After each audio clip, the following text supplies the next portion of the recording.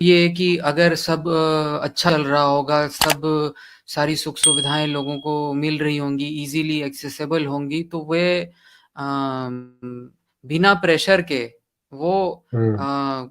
आलसी हो जाएंगे।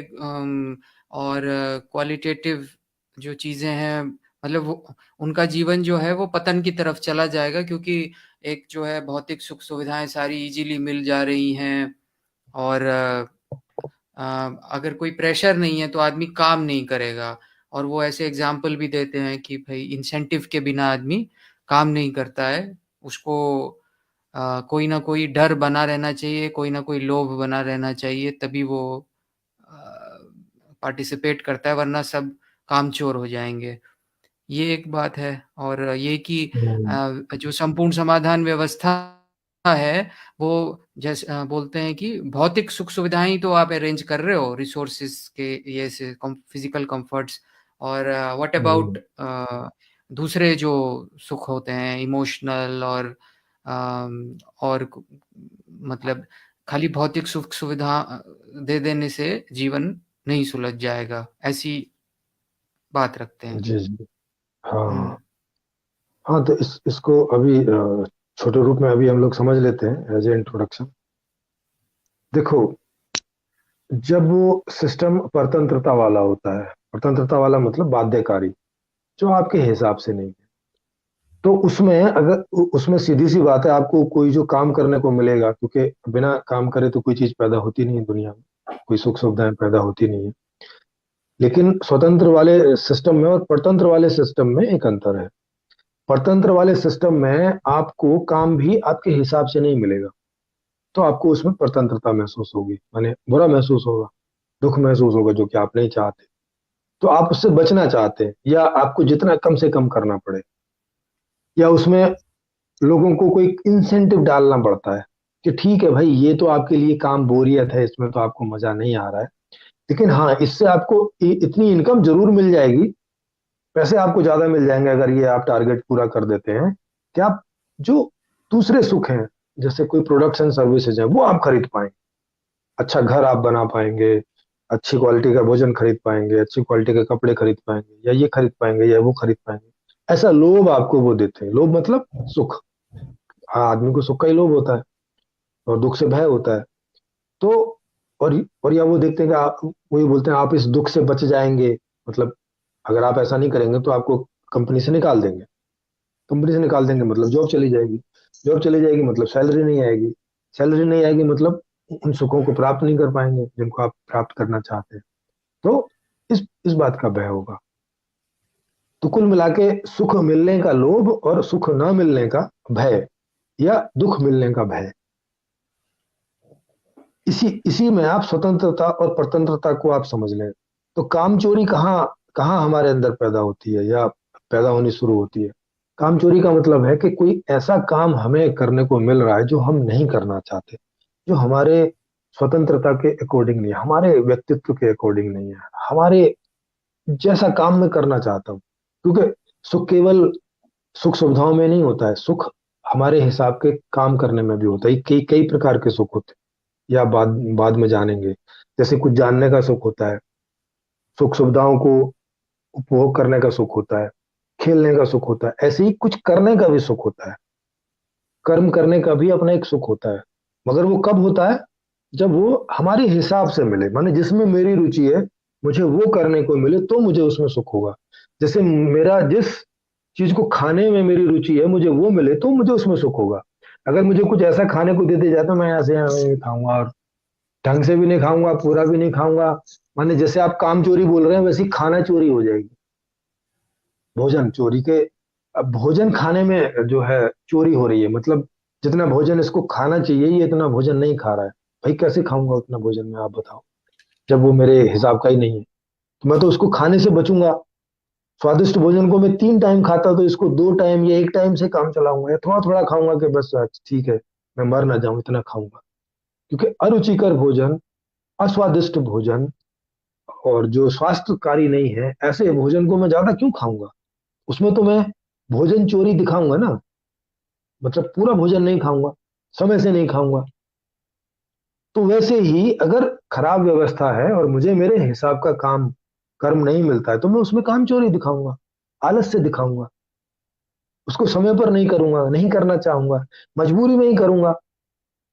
मुझे कोई भय दिखाओगे तो ही करूंगा, या कोई लोभ दिखाओगे, इंसेंटिव, और ठीक है भाई आप इसको कर दोगे तो 50,000 आपका इंसेंटिव हो जाएगा, अच्छा हो, तो इससे मैं आपके दूसरे सुख पूरे कर लूंगा, या मैं अपने मेडिकल का जो मुझे बीमारी वगैरह होती है, इससे मैं अपना उसको पूरा कर लूंगा।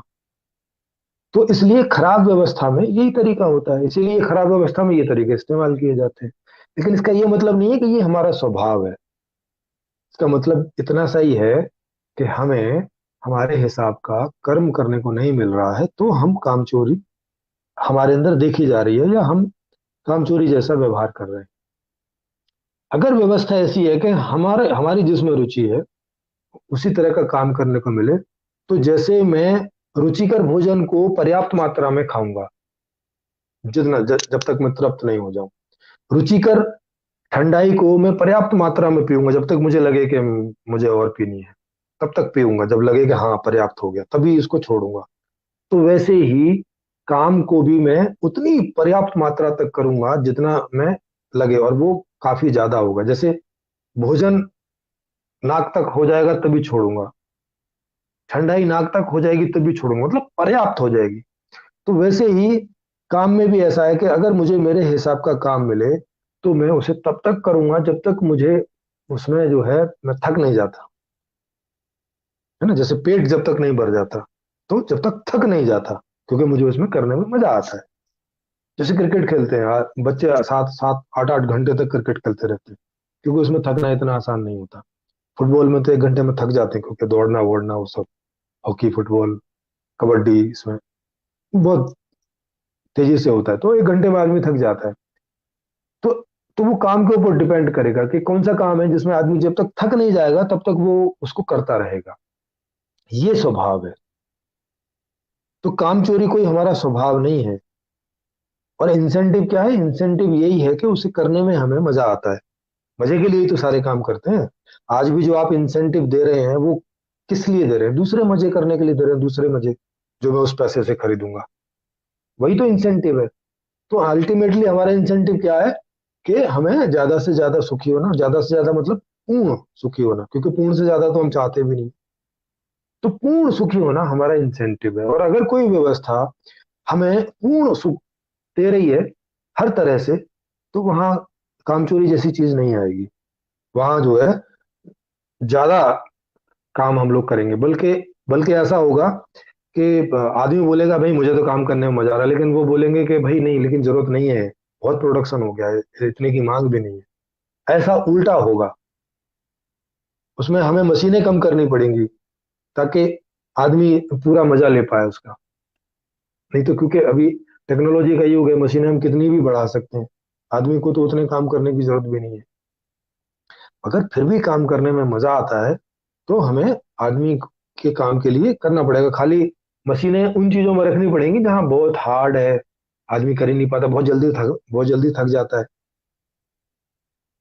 तो उसमें उतना प्रोडक्शन होगा नहीं और आदमी थक गया, ऐसी जगह मशीनें लगानी पड़ेगी। तो ये इस तरह से तो काम चोरी कोई स्वभाव नहीं होता है आदमी का। काम चोरी अभिव्यक्त हो रही है, जैसे क्राइम करना कोई स्वभाव नहीं है आदमी का, वो मजबूरी में करता है। तो वैसे ही जैसे खराब भोजन खाना स्वभाव नहीं है आदमी का, वो मजबूरी में खाता है। खराब व्यवहार करना आदमी का कोई स्वभाव नहीं है, लेकिन उसे उसे वो मजबूरी में करना पड़ता है, बाध्य है उसके लिए, खराब व्यवस्था में। तो वैसे ही काम चोरी भी ऐसी एक ऐसी चीज है कि खराब व्यवस्था में बाध्यता होती है, तो फिर वो ऐसी स्थिति पैदा होती है।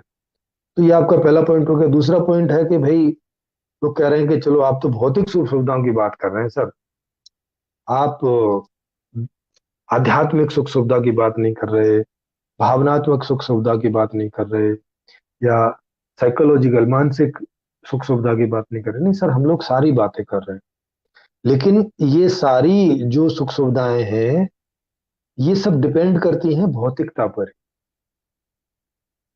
ये आपको इसके लिए थोड़ा समझना पड़ेगा। इसके लिए जब एक विस्तार में एक टॉपिक आएगा तो उसमें आप इसको समझेंगे।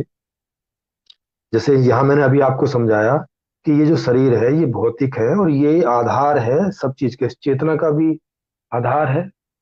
माने जब तक ये शरीर ठीक है तब तक चेतना उद्बुद्ध रह पाती है, अगर शरीर ठीक नहीं है तो चेतना लुप्त हो जाती है।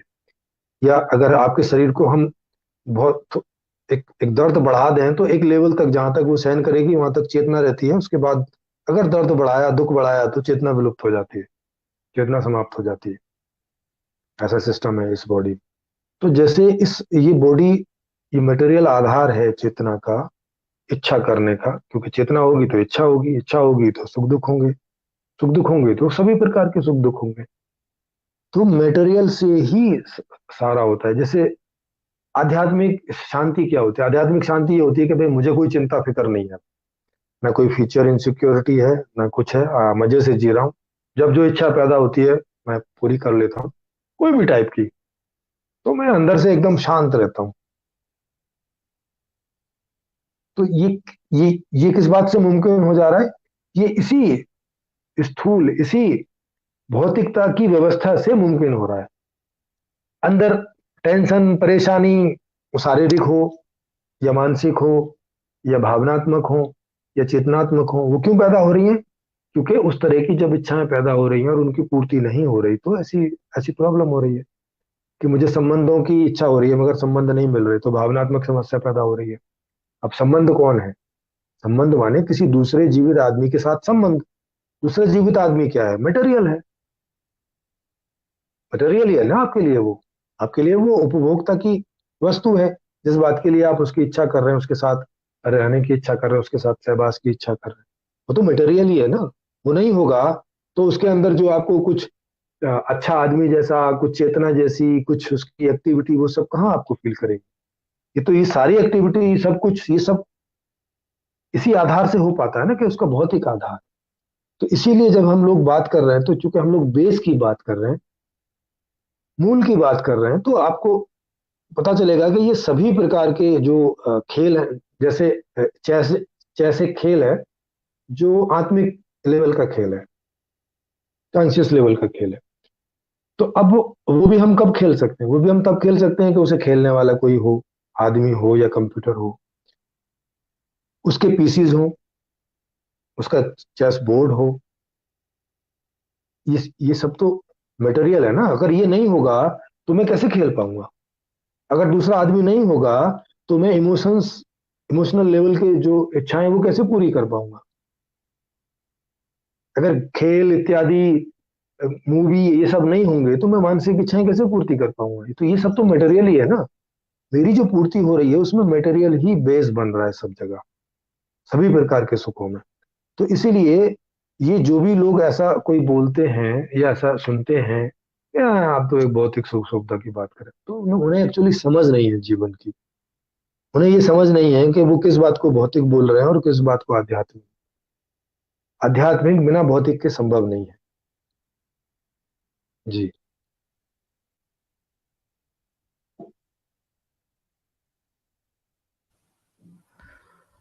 जी, तो किन्हीं और के कुछ प्रश्न हैं तो अ, यहाँ लिख सकते हैं।